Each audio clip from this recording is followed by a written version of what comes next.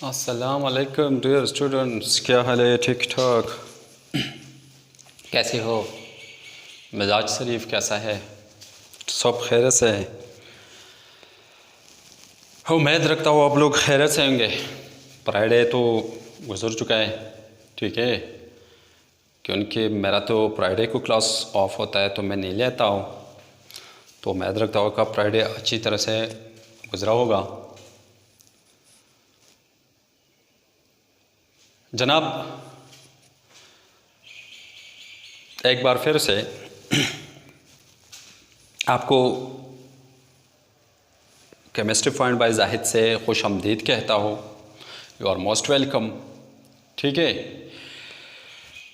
इससे पहले हम बहुत पढ़ चुके हैं एटॉमिक स्ट्रक्चर चैप्टर नंबर 2, जो एटॉमिक स्ट्रक्चर है फर्स्ट ईयर का, हम बहुत पढ़ चुके हैं। इलेक्ट्रॉन, प्रोटॉन, फिर न्यूट्रॉन, बहुत सारे इनके डिस्कवरीज कैसे हुए, ठीक है। लेकिन आज वाला टॉपिक जो है, आज वाला टॉपिक वो टॉपिक है जिसने साइंस की दुनिया में एक इनकलाब बर्पा कर दिया। ये जो थ्योरी पेश की गई ना, इसने साइंस की दुनिया में इनकलाब लेके आया, ठीक है। तो जनाब, पढ़ाने से पहले अगर चैनल को सब्सक्राइब नहीं किया है तो चैनल को सब्सक्राइब करें, ताकि तुम्हें इस तरह के वीडियो मिलते रहे, ठीक है। तो आओ स्टार्ट लेते हैं। बी रेडी, तैयार हो जाओ। करना हमने क्या है? Planck's quantum theory, lecture number 10, class FSC 41, ठीक है। क्वांटम थ्योरी, क्वांटम थ्योरी मैंने लिखा है, कुछ इसका मैं एक्सप्लेन करूं। In 1900 Max Planck's, a German physicist, proposed a most famous theory about radiation, which is known as Planck's quantum theory. The main postulates of Planck's theory are the following. Planck's के जो theory है उनके main postulate क्या है? Energy emitted out or absorbed by a body as in a discontinuous, यहाँ पर body होना चाहिए, ठीक है। Body is in discontinuous pattern in the form of small packet which is known as quanta, singular quantum. If the radiation is light, then it is called photon. Each quantum or photon have definite amount of energy which is directly proportional to the frequency, which is mathematically can be written as, and the equation nu represent frequency of photon while h is Planck constant.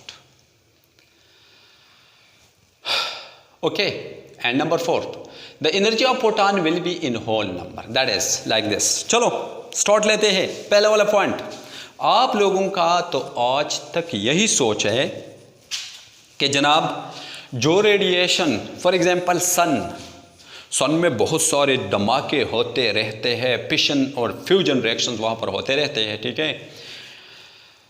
तो वो energy हमारी तरफ फेंक देते हैं, वो energy radiation की सूरत में हमारी तरफ क्या कर देते हैं?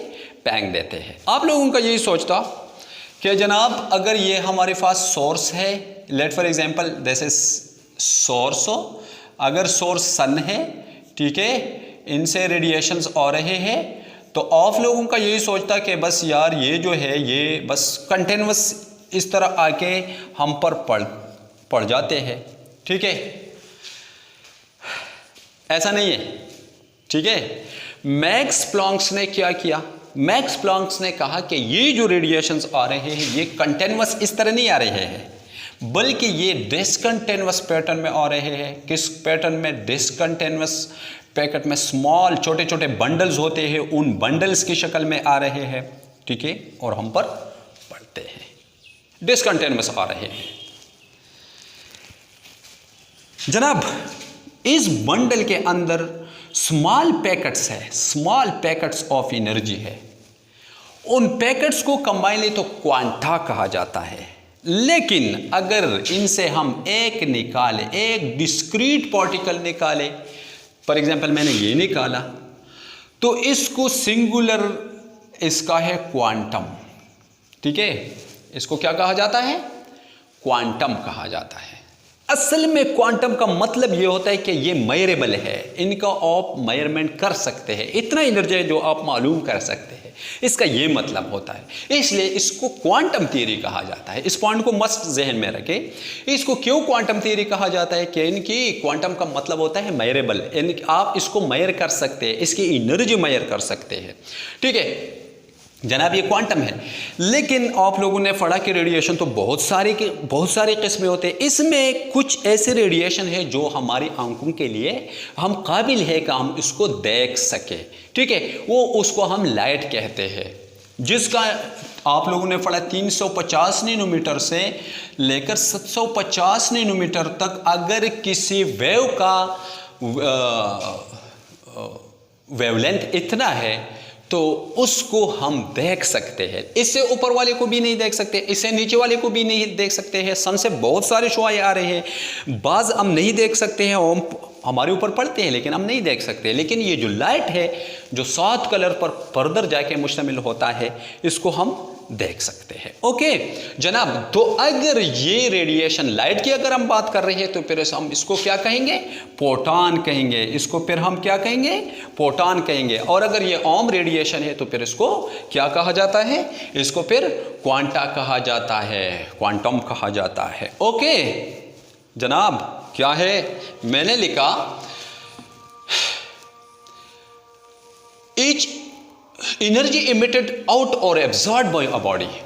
किसी बॉडी पर जब एनर्जी पड़ता है, जब वो इसको एब्जॉर्ब कर देता है या इससे एनर्जी खारिज होता है तो वो क्या करेगा? ये कंटिन्यूस नहीं होगा, कंटिन्यूस नहीं आएगा, इस पर पड़ेगा, या ये कंटिन्यूस खारिज नहीं करेगा बल्कि ये बंडल की शक्ल में या खारिज करेगा या एब्जॉर्ब करेगा। उन बंडल के अंदर क्या चीज़ होते हैं? डिस्क्रीट पार्टिकल्स होते हैं, उनको हम कंबाइनली क्वांटा कहते हैं, और अगर उनका सिंगुलर लिया जाए तो उनको हम क्वांटम कहते हैं। ठीक है, इसके बाद अगर रेडिएशन लाइट है तो इसको हम क्या कहते हैं? इसको फिर हम फोटॉन ही कहते हैं। इसको फिर क्या कहा जाता है? फिर इसको फोटॉन ही कहा जाता है। जनाब थोड़ा सा आगे चलते हैं। सेकंड पोस्टुलेट क्या है? पहला पोस्टुलेट क्या था कि एनर्जी जो सोर्स से निकल रहा है डिसकंटिन्यूअस होगा, डिसकंटिन्यूअस पैटर्न में आएगा, कंटिन्यूअस पैटर्न में नहीं आएगा, उस बंडल की शक्ल में आएगा। उन बंडल के अंदर जो डिस्क्रीट पार्टिकल होते हैं उनको क्वांटा कहा जाता है, और अगर लाइट हो तो क्वांटम फोटॉन कहा जाता है। ये है। ठीक है, सेकंड पॉइंट तुम्हारा है हर क्वांटम और फोटॉन की अपनी एनर्जी होती है। फॉर एग्जांपल मैंने ये जो आपने देखा कि ये जो सोर्स है, अगर रेडिएशन आ रहे हैं इनसे मैंने एक क्वांटम निकाला, ठीक है, ये मैंने निकाला, इसका अपना एक खास एनर्जी होती है, इसका अपना एक खास एनर्जी होती है। वो कैसे होती है? देखो, उसका इस क्वांटम का एनर्जी जो है, ये अगर हम ई से रिप्रेजेंट करें तो कोई मसला तो नहीं, ये डायरेक्टली प्रोपोर्शनल होगा फ्रीक्वेंसी के। क्यों? उनकी फ्रीक्वेंसी क्या चीज़ होता है, अभी आप लोगों ने फ्रीक्वेंसी को भी पढ़ना है। जनाब जो भी वेव्स आता है वो इस शक्ल में आता है। देखो समझने की कोशिश करो, इसी शक्ल में आता है। ठीक है, ये वेव्स है। इनके जो ऊपर वाले हिस्से हैं इनको हम क्रेस्ट कहते हैं, और इनके जो नीचे वाले हिस्से हैं, ये जो वाले हैं, इसको हम ट्रफ कहते हैं। उर्दू में आप लोगों ने इसको पता नहीं क्या कहा था, नशीब कहा था, और ऊपर वाले को आप लोगों ने फराज कहा था। ठीक है, तो अभी देखो ये क्रेस्ट है और ये भी क्रेस्ट है, दो कंसेक्यूटिव क्रेस्ट और टू कंसेक्यूटिव का मतलब ये है कि एक दूसरे के बाद जो आते हैं। ठीक है, ऐसा ना हो कि तुम इस क्रस्ट और इस क्रस्ट के दरमियानी फासले को लो और इसको आप वेवलेंथ कहते हैं, तो ये गलत होगा, क्योंकि ये तो कंसेक्यूटिव का होना चाहिए। इस क्रेस्ट और इस क्रेस्ट के दरमियान जो फासला है इसको हम क्या कहते हैं?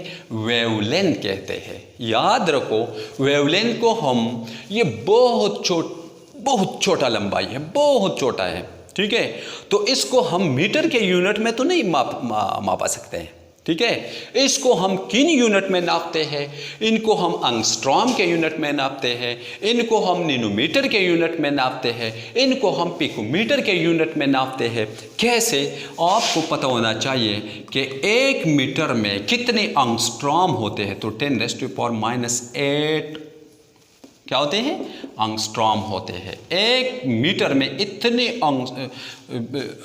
10⁸8 एंगस्ट्रॉम, माइनस नहीं। अगर हम 1 एंगस्ट्रॉम की बात करें तो पर माइनस मीटर में होगा, ठीक है जनाब।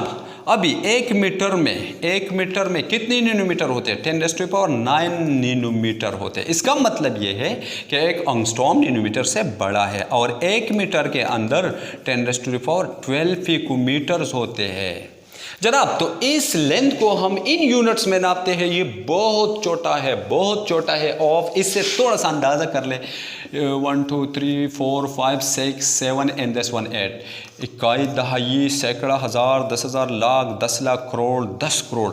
1 मीटर का 10 करोड़वां हिस्सा। अगर मैं 1 मीटर इतना लूँ तो इनके 10 करोड़ हिस्से बना के वो जो 10 करोड़वां हिस्सा आपको मिलता है वो 1 एंगस्ट्रॉम के बराबर होता है। तो फिर नैनोमीटर में तो 10 करोड़ इर्ब आता है। इर्ब वो हिस्सा 1 मीटर के नैनोमीटर के बराबर होता है और ये इर्ब 10 इर्ब और किर्ब बनता है 10 किर्ब हुआ हिस्सा पिकोमीटर। मीटर के किर्ब हुआ हिस्सा पिकोमीटर के बराबर होता है। बहुत छोटा है, ठीक है। तो आपने इन चीज़ों में नापना है जनाब। बात हो रहा था हमारी एनर्जी के। तो अगर ये प्रोटॉन तुम्हारे पास आ रहा है तो इसका एनर्जी इसके फ्रीक्वेंसी के, उनकी ये वेव शक्ल में आता है, इसके फ्रीक्वेंसी के डायरेक्टली प्रोपोर्शनल होगा। अगर फ्रीक्वेंसी ज़्यादा है तो उसका एनर्जी भी ज़्यादा होगी। उसके अगर फ्रीक्वेंसी ज़्यादा है तो इसका एनर्जी भी ज़्यादा होगी, क्योंकि डायरेक्ट रिलेशन है जनाब। अब फ्रीक्वेंसी की बात आ रही है कि फ्रीक्वेंसी क्या चीज़ होती है जनाब। फॉर एग्जांपल हमारे पास ये एक वेव, ये एक ख़ास पॉइंट मैंने कंसीडर किया। हमने देखना है कि इससे वेव कितनी दफ़ा गुजरती है। 1 सेकंड के अंदर एक ख़ास यूनिट टाइम में इस ख़ास पॉइंट से वेव कितनी दफ़ा गुजरती है। अगर ज़्यादा दफ़ा गुजरती है तो इसका मतलब यह है कि उनके क्रस्ट और ट्रफ जो है वो छोटे हैं, तो इसका फ्रीक्वेंसी ज़्यादा है, ठीक है। इसको हम क्या कहते हैं? फ्रीक्वेंसी कहते हैं। फ्रीक्वेंसी क्या चीज़ होता है? Number of wave passing through a certain point in 1 second is called frequency. इसको हम न्यू से जाहिर करते हैं और इसको मैं यू लिखूँगा। Nu is directly proportional to 1 length और लैम्डा। क्या मतलब है इसका? ये मतलब है अगर ये जगह बड़ा है तो वेव तो क्या होगा? अगर लैम्डा ज़्यादा है तो फ्रीक्वेंसी कम होगी। फिर तेज़ी से नहीं गुजरेगा ना, टाइम लेगा थोड़ा, तो फ्रीक्वेंसी कम होगी, ठीक है। तो अगर मैं इसको ख़त्म कर दूँ तो nu is equal to c by lambda. Where c क्या है? सी वेलोसिटी ऑफ लाइट है और इसका कीमत आप लोगों को पता है 3.0 × 10⁸8 मीटर पर सेकंड। इसका कीमत क्या है? 3.8 × 10⁸8 मीटर पर सेकंड। तो ये है। इसके बाद वेव नंबर का नंबर भी आता है। अभी थोड़ा सा ये एक्सप्लेन कर देता हूँ, फिर आगे जाऊँगा जनाब। हमारे पास वेव नंबर क्या चीज़ होता है? वेव नंबर को ज़रा देखे आप हो तो वेव नंबर को हम इस चीज़ से रिप्रेजेंट करते हैं। यूनिट डिस्टेंस ले, यहाँ से लेकर यहाँ तक जितना फासला है ये ले ले और इनमें वेव नंबर्स कितने हैं, वेव का तादाद कितना है, इस यूनिट डिस्टेंस में किसी चीज़ के वेव्स की तादाद कितने हैं। अगर ज़्यादा है तो इसका ये मतलब है कि वहाँ पर फ्रीक्वेंसी ज़्यादा है और वेवलेंथ कम है। लेकिन अगर वेवलेंथ बहुत बड़ा है तो इसका मतलब यहाँ पर बहुत कम आएगा। तो इसका मतलब ये है कि वेव नंबर यूनिट डिस्टेंस के दरमियान जितने वेव्स हैं उनको हम वेव नंबर कहते हैं, ठीक है। तो अब क्या करना है? वेव नंबर को ऑफ न्यू बार से जाहिर करें तो ये इक्वल टू 1/λ, यानी ये भी लैम्डा के इनवर्सली रिलेटेड है। इस और इस फ्रीक्वेंसी और वेव नंबर में फर्क सिर्फ इतना है कि ये यूनिट डिस्टेंस से गुजरने वाली वेव्स है और ये यूनिट खास पॉइंट से गुजरने वाली वेव्स है और ये यूनिट डिस्टेंस में नंबर ऑफ वेव्स है। ये डिफरेंस है जनाब। तो आप लोगों ने पढ़ा कि हमारे पास ये है, ओके जी। तो अब इस ज़रा पोस्टुलेट की तरफ वापस निकलते हैं। प्लैंक्स क्वांटम थ्योरी की जो पोस्टुलेट है, फिर हमने इक्वेशन डिराइव करना है, ठीक है। आप लोगों ने आप समझ गए। कि उस प्रोटॉन का एनर्जी फ्रीक्वेंसी का डायरेक्टली प्रोपोर्शनल होगा। तो हम क्या करते हैं, इसको अगर मैं प्रोपोर्शनलिटी को इक्वलिटी से ख़त्म करना चाहो तो इक्वेशन ऐसा बनेगा। तो मैंने इक्वेशन पॉइंट नंबर 3 में ये लिखा है, and the equation new represent frequency of proton. ये जो चीज़ आपको नज़र आता है ये हमें फ्रीक्वेंसी दिखाता है। वो जो प्रोटॉन आ रहा था उस प्रोटॉन का हमें क्या दिखाता है, फ्रीक्वेंसी दिखाता है। और ये जो है वो साइंटिस्ट ने तो डिस्कवरी किया था ना, उनने तो थ्योरी पेश की है, तो उन्होंने अपने नाम का रखा प्लांक कांस्टेंट। और इसका कीमत क्या है, याद रखो, इसको आपने रट्टा करना है 6.6262। कोई लगाता है कोई नहीं लगाता, n⁻⁻⁻34 जॉल सेकेंड। क्यों जॉल सेकेंड? क्योंकि ये जॉल सेकेंड मैंने क्यों लिखा, क्योंकि इसको हम किस चीज़ में नापते हैं, एनर्जी को हम जॉल में नापते हैं, और फ्रीक्वेंसी के अगर हम वो कैलकुलेशन करें तो उसको हम पर सेकंड में ले आते हैं। ठीक है जनाब, ये इतना बनता है जॉल सेकंड। एच का कीमत क्या है, 6.6262 × 10⁻⁻34 जॉल सेकंड। ये तीसरा पॉइंट था। चौथा पॉइंट क्या है, चौथा पॉइंट ये है कि जो एनर्जी अगर प्रोटॉन की एनर्जी की बात करता हो कि प्रोटॉन की एनर्जी अगर n नंबर ऑफ प्रोटॉन है तो यहां पर हम लिखेंगे फिर NH⁻, where H represent number of moles of that particular proton. अगर अभी देखो, अगर ये मैंने लिखा है energy of proton will be in whole number. कैसे होल नंबर में हो सकता है? अगर ये 0 है, n में 0 कर दो तो कोई प्रोटॉन होगा ही नहीं, कोई चीज़ है ही नहीं। तो जाहिर है Planck constant 0 0 multiplied by 0 everything is 0, तो 0 बन जाता है। लेकिन होल नंबर 1 हो सकता है, इसको 1 से ज़रब दो प्लांक कांस्टेंट, इसको इससे ज़रब दो तो आपके पास आ सकते हैं 2 3 4 5 6 7, वेयर n में बी 1 2 3 अप टू इन्फिनिटी। जहाँ तक अब इन्फिनिटी तो नहीं, लेकिन वो तो हम नहीं करते, लेकिन वैसे हम कह सकते हैं कि इन्फिनिटी तक आप जा सकते हैं। जनाब ये था प्लांक्स क्वांटम थ्योरी। ज़रा अगेन से पढ़े, फिर इक्वेशन को डिराइव कर देता हूँ, फिर आपको बहुत मसाइल आपके हल हो जाएंगे। ठीक है, क्या है, सबसे पहले एनर्जी जब सोर्स से निकलता है तो डिसकंटिन्यूअस पैटर्न में आएगा, कंटिन्यूअस पैटर्न में नहीं होगा, in the form of bundle होंगे। ईच बंडल के अंदर डिस्क्रीट पार्टिकल्स होंगे। उन डिस्क्रीट पार्टिकल्स को हम क्वांटा कहते हैं, उनके सिंगुलर क्वांटम होता है, और अगर लाइट हो तो उसको हम फोटॉन कहते हैं। नंबर सेकंड पॉइंट ये था कि हर क्वांटा और फोटॉन, हर क्वांटम और फोटॉन का अपना खास एनर्जी होती है, वो बराबर होते हैं उसके फ्रीक्वेंसी के, प्रोटॉन के फ्रीक्वेंसी के डायरेक्टली प्रोपोर्शनल होंगे वो एनर्जी। तो E is directly proportional to frequency, और फिर E को हमने प्रोपोर्शनलिटी जब हमने ख़त्म किया तो प्लांक कांस्टेंट लगाया। फिर प्लांक कांस्टेंट में E is equal to H nu, H Planck constant है और इसका कीमत 6.62 × 10⁻⁻34 जॉल सेकंड है, और जो न्यू है वो फ्रीक्वेंसी ऑफ द प्रोटॉन है, ऑफ द क्वांटम है, ऑफ द रेडिएशंस है। जनाब ये था। फिर नेक्स्ट में हमारे पास जो इसका एनर्जी होल नंबर में होंगे, तो होल नंबर भी आपने लोगों ने पढ़ा। अभी ज़रा आप देखिए, आगे जाइए, आपको ज़रा मैं दिखाता हूँ, इसको मिटाना पड़ेगा, बल्कि इस साइड को मैं मिटाऊँगा तो आप देखिए हमारे पास क्या होता है। आपने कैसे करना है, आपको पेपर में तो अगर प्लांक क्वांटम थ्योरी आ जाए तो आपने तो लिखना पूरा का पूरा है, ठीक है। लेकिन अगर आपसे शॉर्ट क्वेश्चन में पूछा जाए कि prove that E is equal to hc nu bar, आपने इस चीज़ को साबित करना है, ठीक है। तो आपने कैसे करना है जनाब, ज़रा आप देखें, आप लिखेंगे वी नो दैट, हम क्या जानते हैं, that E is directly proportional to, या आप डायरेक्ट लिखे E is equal to h nu. This is equation number 1। ये मैंने कहाँ से लिखा, यहाँ से मैंने लिखा, तो आप यहाँ पर लिखेंगे, मैंने किसी और जगह से ये नहीं लिया है, प्लांक्स क्वांटम थ्योरी से मैंने लिखा। क्वांटम, ये मैंने कहाँ से लिखा, प्लांक्स क्वांटम थ्योरी से मैंने लिखा। ये है हमारे पास इक्वेशन। वी नो, हम ये भी जानते हैं, ज़रा देखो, we know that nu frequency किस चीज़ की बराबर होती है? c by lambda. This is equation number second. तो आप ये भी लिख सकते हैं कि from the definition of frequency, frequency के डिफिनीशन से ये चीज़ मैंने लिखा, फ्रॉम द डिफिनीशन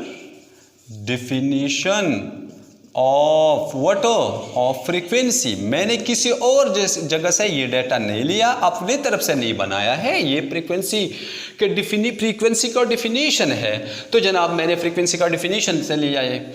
अभी देखो मैं इसी इक्वेशन को यूज़ कर देता हूँ, मैं कहता हूँ कि अब क्या करेंगे, इक्वेशन नंबर 1 में इक्वेशन नंबर 2 से न्यू का कीमत रख देते हैं। तो मैं लिखूँगा putting the value of what? The value of frequency from where? From equation second. In where? In equation 1 we get. Equation 1 में इसका कीमत रख देते हैं। तो तुम्हारे पास जो हासिल होगा वो क्या चीज़ होगा, अभी देखे वो क्या चीज़ होता है। वो हमारे पास होता है, क्या होता है, E is equal to H, nu का क्या कीमत है, C over lambda. Equation number 3 आप एक और काम कर सकते हैं। Equation third can also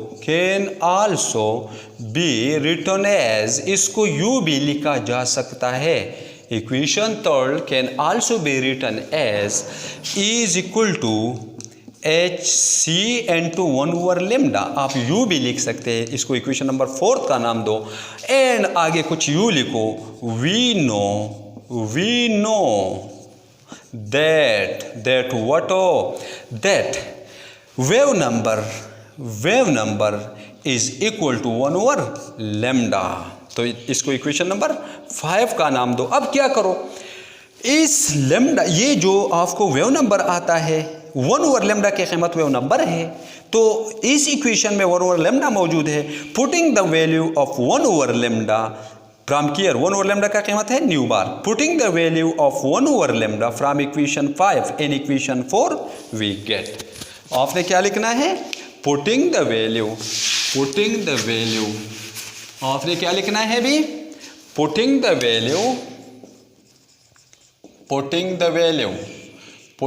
value of 1 over lambda from where, from equation number equation 5, from equation 5 in where, in equation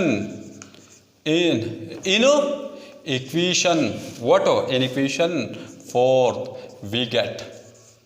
हम क्या हासिल कर लेंगे, अब जब हम ये करेंगे तो हमें हासिल होगा कि E is equal to H C और ओवर लेमडा का कीमत क्या है, nu bar, which prove this equation. जनाब ये है। अब तुम्हारे पास कहता है कि एक वेव है जिसका वेव नंबर इतना है, इसका एनर्जी मालूम करें। अगर तुम्हें वेव नंबर मालूम है, ठीक है, तो ऑफ एनर्जी मालूम कर सकते हैं। अगर उस वेव का वेव नंबर मालूम है तो ऑफ एनर्जी मालूम कर सकते हैं। क्योंकि इसका कीमत आपको मालूम है 3 × 10⁸ मीटर पर सेकंड, 6.62 × 10⁻³ जॉल सेकंड। ठीक है, इन दोनों को नीचे लिखो, इनके नीचे भी लिखो एनर्जी। अभी आपको ये चीज़ अगर मालूम है तो ऑफ इनको मालूम कर सकते हैं। अगर ये चीज़ मालूम है तो अभी आपने क्या करना है, ये चीज़ मालूम है तो इनके बस डायरेक्ट ज़रब दो और कुछ नहीं बनता है, एनर्जी आएगा। अभी अगर आपसे पूछा जाए कि एक प्रोटॉन है जिसका एनर्जी इतना है और इसका वेव नंबर क्या होगा, तो आपने क्या करना है, उस सूरत में आप फिर भी मालूम कर सकते हैं। फिर उसको डिवाइड जो मैथमेटिकल कैलकुलेशन है आपने ये करना है। तो अगर वेव नंबर और एनर्जी के दरमियान कोई रिलेशन है तो आपने इस इक्वेशन को फॉलो करना है। यहाँ पर क्या करना है, अगर लेमडा का कोई रिलेशन है तो आपने इस इक्वेशन या इस इक्वेशन को फॉलो करना है। कि आपसे पूछा जाए कि एक फोटॉन है जिसका एनर्जी इतना है और इसका वेव नंबर क्या होगा, तो आप ये चीज़ इसके लिए कैलकुलेशन मैथमेटिकल करें, ठीक है। अगर फ्रीक्वेंसी का कोई रिलेशन है एनर्जी और फ्रीक्वेंसी का, तो आप ये इक्वेशन डायरेक्टली अप्लाई करके आप मालूम कर सकेंगे। तो ये तीन चीज़ें हैं जिसको आप फ्रीक्वेंसी, वेव नंबर और वेवलेंथ कहते हैं। इन चीज़ों को आप इसी एक इक्वेशन के ज़रिए बहुत सारी MCQs आप हल कर सकते हैं, लेकिन आपने थोड़ा सा प्रैक्टिस करना है। अगरचे तुम्हारे कोर्स में कोई ऐसा प्रॉब्लम मौजूद नहीं है, लेकिन फिर भी ईटा में तो पूछा जा सकता है कि which equation will be used to do relation between between wave number and energy। तो आपने कौन सा इक्वेशन फिर अपने वो मुख्तलिफ इक्वेशन आपको देगा, तो ये तुम्हारा इक्वेशन है। सिमिलरली अगर वेवलेंथ की बात है तो ये इक्वेशन है, और अगर फ्रीक्वेंसी की बात है तो आपने ये इक्वेशन इस्तेमाल करना है। जनाब पढ़ना है, मसला कोई नहीं है। ज़रा वंस अगेन जल्दी जल्दी ऑफ इसको रिपीट करें तो हम जानते हैं कि E is equal to H nu. Nu की कीमत क्या है? न्यू की कीमत है एच, इसका कीमत था C ओवर लेमडा। फिर मैंने क्या किया, एच और C की 1 ओवर लेमडा लिखा, M U भी लिख सकते हैं। तो 1 ओवर लेमडा को आप क्या करें, एच सी 1 ओवर लेमडा की कीमत न्यू बार होती है। बहुत आसान इक्वेशन है, कोई मसला नहीं है। पहले 3-4 पोस्टुलेट्स है आपने पढ़ने हैं और फिर ये इक्वेशन डिराइव करना है। ये है प्लांक्स क्वांटम थ्योरी, और कुछ नहीं है। आपने अच्छी तरह से पढ़ना है। अगर कोई मसला हो तो कमेंट सेक्शन में आके मुझसे पूछ सकते हैं आप लोग। कोई मसला हो बिल्कुल मैं हल करने की कोशिश करूँगा, मैं हल करूँगा। और जितना हो सके आप कोशिश करें कि आप ज़्यादा से ज़्यादा इसको पढ़ें तो तुम्हें आसानी होगी। कोई मसला नहीं है। Thank you. इंशाल्लाह नेक्स्ट लेक्चर के साथ फिर से मुलाकात होगी। लेकिन अगर कोई किसी ने चैनल को सब्सक्राइब नहीं किया तो मस्ट करें, ताकि तुम्हें इस तरह के अपडेट मिलते रहे। Thank you. अस्सलाम वालेकुम।